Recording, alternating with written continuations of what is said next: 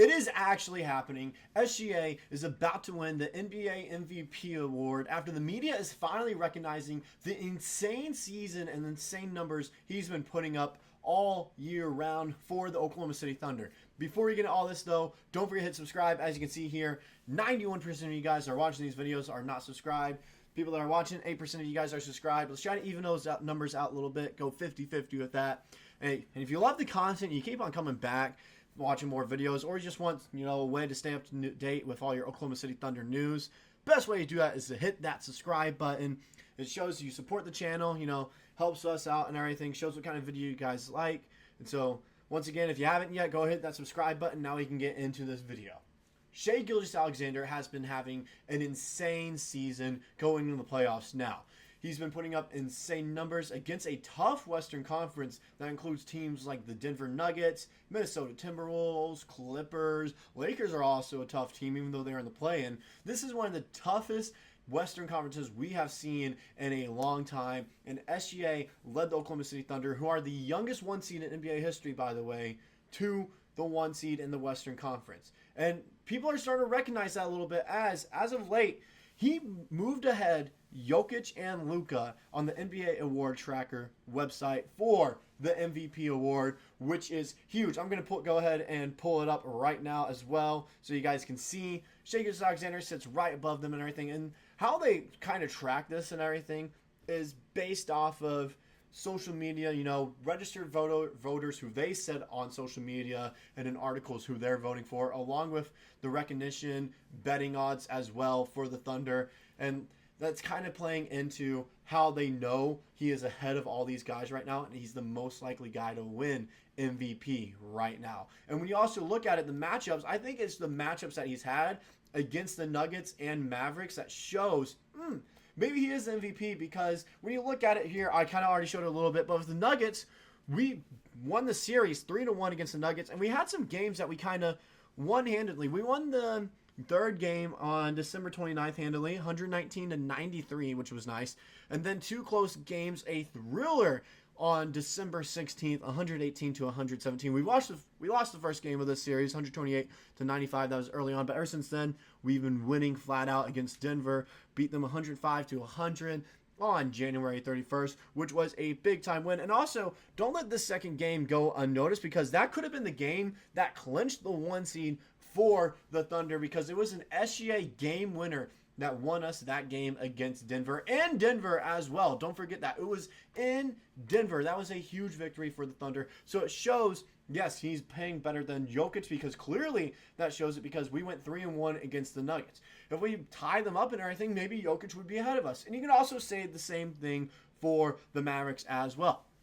First game we played against them in the season, December 2nd, 126-120 victory in Dallas as well. And then the next game we play on February 10th, we got blown out. Just going to be honest here. But SGA didn't play that game, 146-111. I believe he didn't play. I could be mistaken for that. I could be.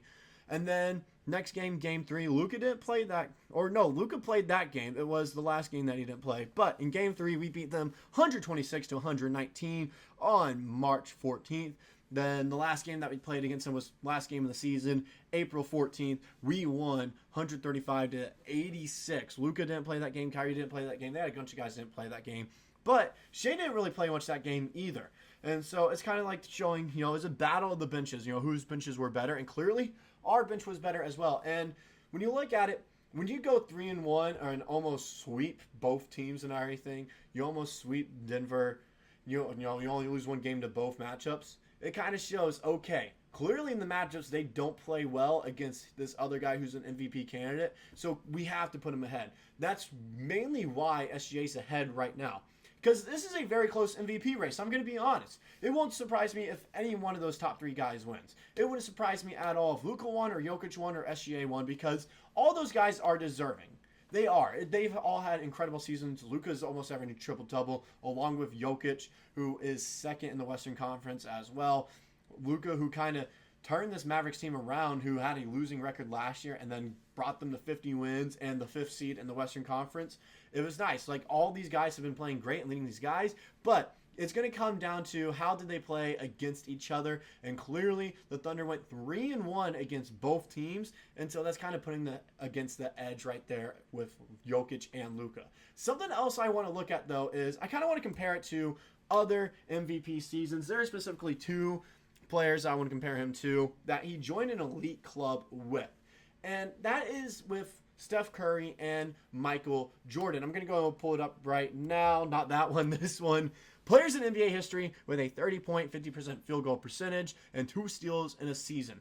Michael Jordan, Steph Curry, and Shai Gilgeous-Alexander. Now, keep in mind, Steph Curry here, when he put up those numbers, he was unanimous MVP that year. All right, everyone agreed he was MVP. He got all first place votes, and so there was no doubt that he was MVP. And Shai Gilgeous-Alexander's doing the same thing as well. And so when you look at it, SJ is joining a pretty elite club that is full of MVPs, and he's also the 5th player in NBA history to have 50-plus 30-point games in a season. He also leads the NBA in steals and 30-point games. He has 51 30-point games or more this season, which is an impressive number by itself right there. Having that kind of number showing that you can score at will, that's impressive.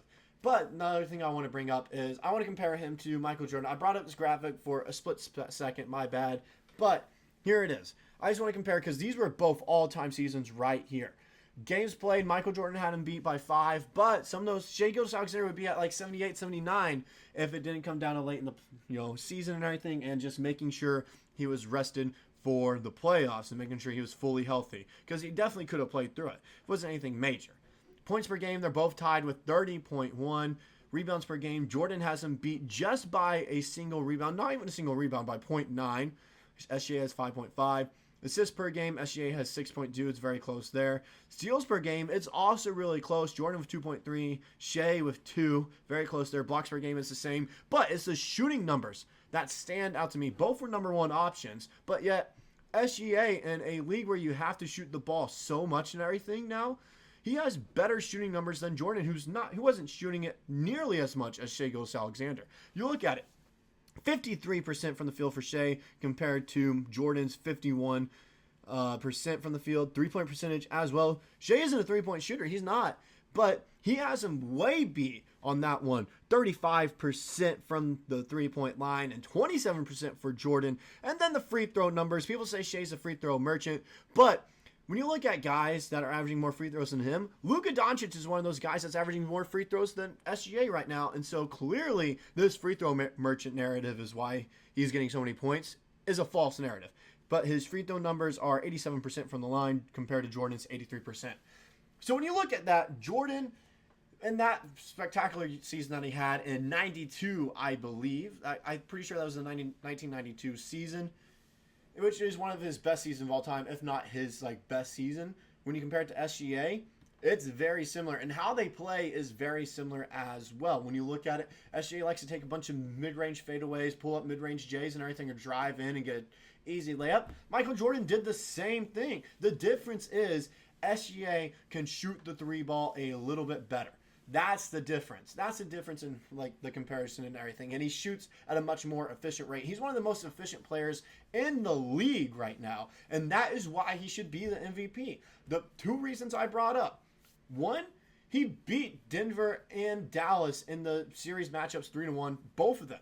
And so clearly he's playing better and he's winning against these other MVP caliber players. Then secondly, he's joining an elite club with his stats. He's joining Steph Curry, who was unanimous MVP in 2015 when he put up the same kinds of numbers that SGA is doing right now, and also Michael Jordan in his best season of all time, which is crazy to think about. And that's why he should be the MVP. And the media is already voting for him, saying that he is. When you look at guys like Shaquille O'Neal, Charles Barkley, Stephen A. Smith, Skip Bayless, those guys are all voting for Shai Gilgeous-Alexander, saying that he's the MVP. You see what he did and everything. No other guy could probably do that for OKC. Only Shai could. And he's so young. He's doing this at the age of 25, to think.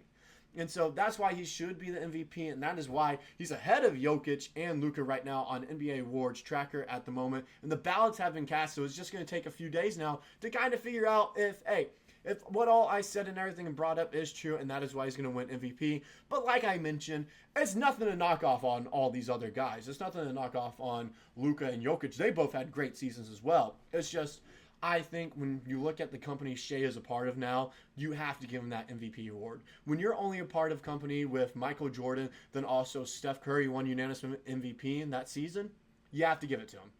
And so that's all I got for Thunder Digest. Once again, if you're not subscribed to the channel and you found yourself watching the video all the way through, go ahead and hit the subscribe button. It's the best way to support the channel and show that you are enjoying the content. That's all I got today for Thunder Digest. I'll catch you in the next video.